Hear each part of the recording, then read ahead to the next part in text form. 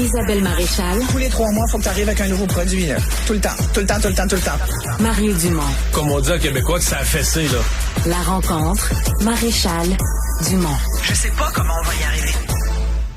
Bonjour Isabelle. Bonjour Mario. Alors, tu veux me parler de cette réforme de l'IVAC. Ouais. Il y a des victimes d'actes criminels qui disent qu'on les appauvrit, là, on cesse les prestations. Complètement. Qui se sentent abandonnés parce qu'à partir du 14 octobre prochain, la loi qui dit désormais qu'une victime va être compensée pendant un maximum de 3 ans va s'appliquer. Ce qui n'était pas dans l'ancienne loi qui touchait l'IVAC.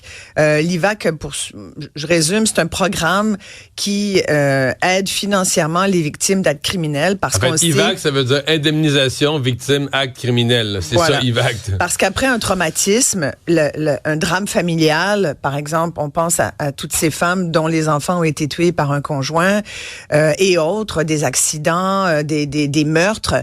Évidemment, tu es considéré comme une victime parce que tu es une victime collatérale de cette tragédie, du drame. Et souvent, la plupart du temps, le lendemain matin et pendant des mois, t'es pas capable d'aller travailler. Des fois, ça dure des années. Imagine, tes 2 enfants sont assassinés, comme c'est le cas de Nadine Briand, qui m'a écrit une longue lettre la semaine dernière. Et il se trouve qu'aujourd'hui, d'ailleurs, le Journal de Montréal sort... il y a la lettre de l'ancien ministre de la Justice, Marc Bellemare, qui est avocat des victimes. Et il y a aussi le témoignage de Nadine Briand, que je vais recevoir à l'émission tout à l'heure, entre autres, et qui m'avait écrit parce que elle se dit, mais qu'est-ce qui va m'arriver? Je suis complètement désemparée. Ses 2 enfants, 2 de ses 3 enfants d'une union ont été assassinés par le père des enfants qui les a explosés. Il les a fait exploser, les 3, là, dans le garage de la maison. Tu t'en souviendras. C'était à peu près, c'était en 2012, il me semble. C'était à Warwick. Le père a fait exploser le garage en prenant soin d'amener ses 2 enfants. Elle a bien failli y passer parce que c'est toujours dans ces cas-là, tu sais, le conjoint demande à sa conjointe de venir. C'est aussi le cas d'une autre victime, Marie-Hélène, la maman d'Émilie, 18 mois, qui avait été assassinée aussi par l'ex-conjoint. C'est des histoires d'horreur, Mario. Alors, c'est important d'avoir une indemnisation, c'est important d'être accompagné. Cette réforme de l'IVAC... Pourquoi 3 ans? Non, mais cette réforme de l'IVAC avait été faite pour élargir l'accès à l'IVAC. Oui, on a élargi à plus de gens. Oui. Mais c'est comme si on a élargi à plus de gens, plus de cas, des gens qui autrefois n'avaient pas le droit à l'IVAC. C'était demandé. Oui. Mais comme c'est ce que le ministre Jolin Barrette dit aujourd'hui. Le ministre de la Justice dit, on a donné à plus de gens... C'est ça, mais pour rebalancer financièrement, on a dit, il y a une limite dans le temps. Mais toi, est-ce que tu mettrais exemple, si quelqu'un vit un acte criminel à 25 ans, est-ce qu'on pourrait dire jusqu'à 65 ans, jusqu'à sa retraite, on paye des prestations de victimes d'actes criminels? Je pense qu'il faut suivre les victimes. C'est pas comme s'il y en avait non plus des millions par année. Fait que je pense qu'il y a moyen de faire un suivi des victimes, d'abord en démontrant de l'empathie, en leur demandant... il faut tout sauf être fonctionnaire, bête et méchant, regarder ça puis dire, au bout de 3 ans, c'est fini. Comment tu peux dire à une femme qui a eu son bébé assassiné... Ben là, madame, dans 3 ans, ça va être fini. Normalement, 3 ans, on évalue que vous allez être correct. Il y a des gens, peut-être, qui vont... Tu sais, ça dépend tellement de la personne. Comment on réagit face à un drame? Mais c'est qu'il faut mettre 4 ans, 5 ans, ou pas de limite de temps? Ou...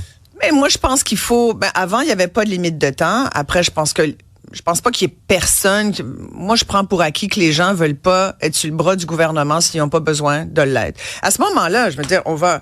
Tu sais, si l'idée, c'est de dire on veut que ces gens-là retournent le plus vite possible sur le marché du travail pour pas qu'elles représentent un fardeau pour l'État, à ce moment-là, ayons aussi des politiques encore plus sévères avec les gens qui sont sur l'aide sociale. Si tu suis cette logique purement financière, toute personne qui se fait aider par l'État devrait être tout de suite, dès que possible, remis sur le marché du travail. Non, si mais nous là, sommes des travailleurs avant d'être des humains, tu comprends? Après, tu vas me dire, puis je comprends ton... Mais 3 ans, c'est ce qu'il y a de plus long dans toute forme de programme, là, c'est ce qu'il y a de plus long. Peut-être, mais il y a des gens que ça appauvrit, là. Il y a des gens qui ne se remettent parce que si jamais de ça. pas capable de retrouver travailler, c'est ça. Écoute, quand t'es en choc post-traumatique, quand t'es incapable... C'est des gens qui ont déjà fait des tentatives de suicide. Ta vie est comme... Puis pourquoi je te parle de gens de femmes beaucoup, ça touche beaucoup des femmes qui effectivement étaient dans des tragédies comme celle que je viens de te nommer. Je veux dire, moi, je sais pas comment je pourrais mettre un pied devant l'autre pour le reste de ma vie. Moi, je te le dis, là, je pourrais même pas imaginer. Non, mais c'est pour alors, ça que j'ai pas de réponse. Profondément humain. Là, peut-être que la réponse, c'est ces gens-là doivent être traités comme exemple à l'assurance automobile. Quelqu'un elle est pas riche. Tu sais qu'est-ce qu'elle reçout, Nadine Briand? Elle va nous le dire tout à l'heure parce que je fais ce dossier-là, qui est un gros dossier, qui est complexe, il faut bien expliquer. Et elle a 90% du salaire minimum. On s'entend qu'elle ne va pas magasiner au Royal Mount. Tu comprends? C'est une dame qui, depuis ce drame, sa vie a complètement changé, là. Elle est pauvre. Elle s'est appauvrie à cause de ça. Moi, je pense que c'est normal. Dans notre société, on a décidé qu'on aidait les gens qui étaient plus démunis. C'est normal qu'on aide les gens. Je le comprends pas, le 3 ans. Pourquoi pas 4? Pourquoi pas 2? Pourquoi pas 5? Sincèrement, c'est purement aléatoire. Fait que je vais te parler de ça. Et rapidement, tu vas aussi parler des écrans. Parce que la commission parlementaire siège à l'Assemblée, vraiment sur les enfants, écrans et les enfants. Moi, j'ai hâte que les députés aillent visiter des écoles parce que ça va être là où vraiment les jeunes vont pouvoir... Tu sais qu'ils vont le faire. Ils vont aller dans des écoles puis ils vont parler aux jeunes et tout ça, ce qui est une très bonne idée. Plusieurs sont eux-mêmes parents. Là. Voilà. Donc, oui, mais des fois, comme parent, tu as des appréhensions. Puis moi, je pense que c'est important de pas juste entendre les parents, les enseignants ou la CSQ qui dit, attention, la CSQ, c'est intéressant sa position parce que là, avec les derniers cas de violence dans les écoles, écoute, même moi, je me dis, écoute, peut-être qu'il va falloir que je me rallie à ceux qui disent, on interdit le cellulaire mur à mur à l'école. Là, la centrale des syndicats du Québec dit, non, attendez, ça devrait être aux enseignants de décider. Là, on sait qu'au Québec, depuis janvier, c'est interdit dans la classe. Puis là, le débat, c'est, OK, est-ce qu'on l'interdit mur à mur partout dans les murs de l'école? Mais là, les syndicats disent, peut-être qu'il faudrait laisser ça au corps enseignant. Je pense que c'est aussi... Alors que d'autres directions d'école ont dit c'est ingérable, donnez-nous une règle universelle. Donc, mais il y a des directions d'école qui le font aussi, qui le gèrent à leur façon. Donc, je pense que la vérité se situe peut-être dans tout ça.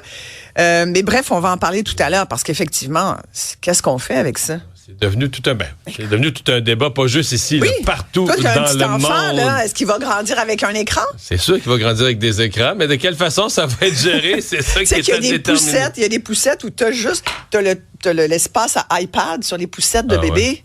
On est rendu loin. On est rendu Merci Isabelle, 9h, on t'écoute.